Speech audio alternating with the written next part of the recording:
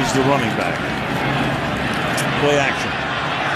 And Manning's going to heave one. There's a flag. Beckham on a one-handed catch. How in the world? Oh, my goodness. How do you go from being the most electric wide receiver on the planet, a guy who made one-handed catches look like child's play, a guy who signed a $90 million contract and was the highest paid receiver in NFL history, to sitting on a podcast at 33 years old, wondering out loud if $100 million is even enough to survive on? Because that is exactly where Odell Beckham Jr is right now. The money is drying up, the roster spots are disappearing, and the lifestyle he built is eating him alive. This is the story of how one of the most gifted players to ever lace up cleats went from generational talent to cautionary tale, and how nobody saw it coming. To understand how far Odell has fallen, you first have to understand how high he was supposed to go. From the very beginning, this kid was different. Odell Cornelius Beckham Jr. grew up in Baton Rouge, Louisiana, in a family that practically ran on football. His mother, Heather Van Norman, was an All-American sprinter. His father, Odell Beckham Sr., played running back at LSU. Athletic greatness wasn't a dream in that household, it was an expectation. And young Odell didn't disappoint. By the time he got to LSU himself, he was turning heads every single week. He earned SEC Freshman of the Year honors in 2011. He was a 3-time All-Sec selection. Coaches called him unguardable. Scouts called him a can't-miss prospect. And when the New York Giants selected him 12th overall in the 2014 NFL Draft, it felt like the world was finally about to see what everyone around him had known for years. Nobody was ready for what came next. Look, there are wide receivers who are great, and then there are wide receivers who redefine what the position can look like. Odell Beckham Jr. fell into that second category the moment he stepped onto an NFL field. As a rookie in 2014, the kid racked up over 75 receptions, more than 1,100 yards, and 10 touchdowns. That alone would have made it a historic debut, but then came November 23rd, 2014, Giants versus Cowboys, and Odell Beckham Jr. reached up with one hand, and pulled a ball out of the air that had no business being caught. Corner Richard Sherman called it the greatest catch he had ever seen in his life. It went viral overnight. It was on every highlight show, every news program, every social media feed from New York to Tokyo. Overnight, Odell Beckham Jr. wasn't just a football player.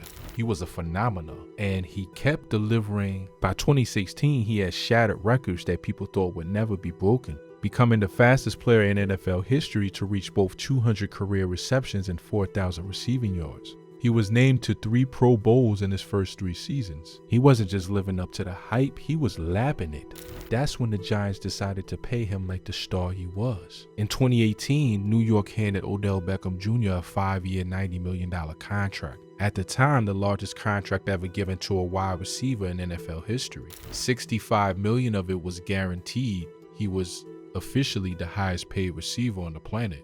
But that's also where the story starts to crack. You'd think getting the biggest contract in receiver history would be the beginning of a dynasty. Instead, it was almost the beginning of the end. The Giants had barely finished celebrating when it became clear the relationship was breaking down. Odell was frustrated with losing. He was frustrated with the direction of the franchise. Rumors swirled, drama followed him everywhere. And then in March 2019, New York did something no one expected. They traded their franchise wide receiver, the guy they just paid $90 million, to the Cleveland Browns. And Browns fans were ecstatic. Finally, Cleveland had their guy, a superstar, a game changer, someone who could finally flip the script on one of the most cursed franchises in professional sports. But it never happened the way anyone imagined. Odell put up over 1,000 yards in his first season in Cleveland in 2019. Solid, not spectacular. Then in October 2020, during a game against the Cincinnati Bengals, disaster struck. A non-contact injury. He grabbed his knee, he went down, and just like that, torn ACL. Season over. Can you believe it? The man had just turned 28 years old. He was supposed to be entering the prime of his career. Instead, he was headed to surgery. He came back, he fought his way back onto the field in 2021. But the chemistry with Baker Mayfield never clicked. The offense never got him the ball. Mid-season, Odell asked for his release. The Browns gave it to him. And he walked away from money, walked away from a guaranteed paycheck, because he believed in himself enough to bet on his own future.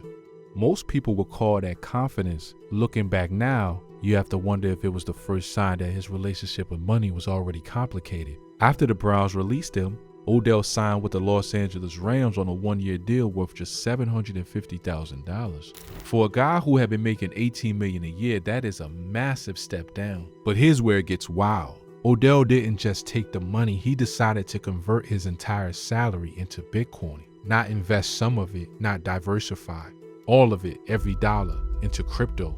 At the time, Bitcoin was trading at around $64,000 per coin. His $750,000 bought him roughly 11.5 Bitcoin, and people thought it was genius, bold, different. Exactly the kind of move you'd expect from someone like OBJ. Then Bitcoin crashed. By 2022, the price had collapsed to around $17,000 per coin.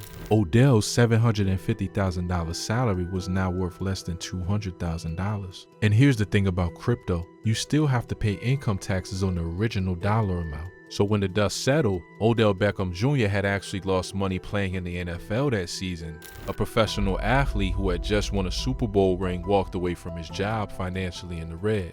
And the Super Bowl ring. Let's talk about that. In February 2022, the Rams won Super Bowl 56 against the Cincinnati Bengals. Odell caught a touchdown. He was playing the game of his life, looking like the Odell of old, looking like he was going to steal the show on the biggest stage on earth. And then his knee buckled, the same left knee, non-contact, torn ACL for the second time in his career on the same leg in the Super Bowl. He won the ring. He never finished the game. That moment, that single devastating moment, is really where Odell Beckham Jr.'s career trajectory changed permanently. Because after 2 torn ACLs on the same knee, teams stopped seeing him as a franchise cornerstone and started seeing him as a risk. Here's the part nobody wants to say out loud, but we have to. After 2 ACL tears, Odell Beckham Jr. was never the same player.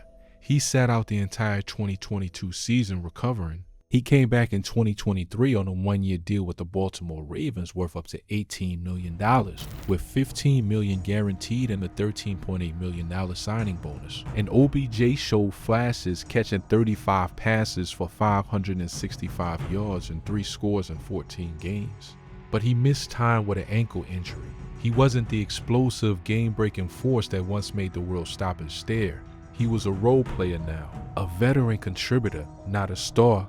Then came Miami in 2024. The Dolphins signed him to a one-year deal worth just $3 million. $3 million for a guy who once had the biggest contract in receiver history. He played in 9 games before the team released him in December. Just like that, the season was over. He was a free agent.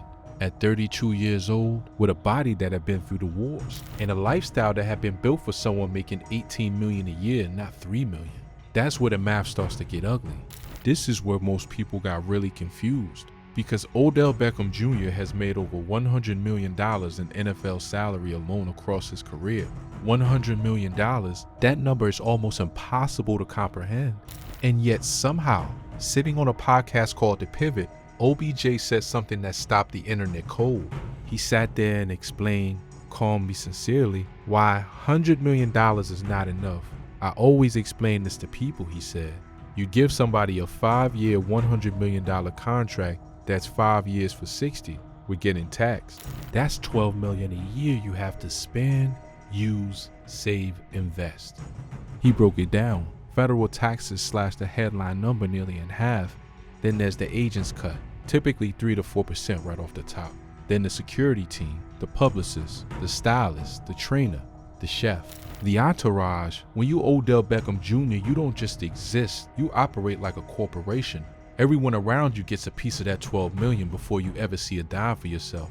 And the spending, the cars, the jewelry, the travel, the houses, the family you're responsible for, the people you grew up with who need help. It evaporates faster than you'd ever believe. The internet went crazy when this clip dropped. Former NFL safety Su'a Cravens fired back, saying that 6 years after leaving the league, he was living comfortably on a fraction of what Odell made. Jeff Teague pointed out that $5 million invested properly could generate enough interest to live on forever. Shannon Sharpe didn't hold back, questioning why you need multiple houses and multiple cars when you're supposed to be saving. But here's what all of those critics miss. Odell wasn't saying $100 million is nothing. He was confessing, whether he meant to or not, that he never controlled a lifestyle, and when a lifestyle is bigger than the income, it doesn't matter how many zeros are in your contract, you are going broke in slow motion. And for Odell Beckham Jr., that slow motion has started to speed up. At 33 years old, Odell Beckham Jr. is a free agent, no team, no contract, no guaranteed checks coming in. His most recent salary was $3 million, and he got cut before the season even ended. His estimated net worth sits around $40 to $45 million. That's not nothing. Most people will never see that kind of money. But here's the brutal reality. That number has been shrinking, not growing.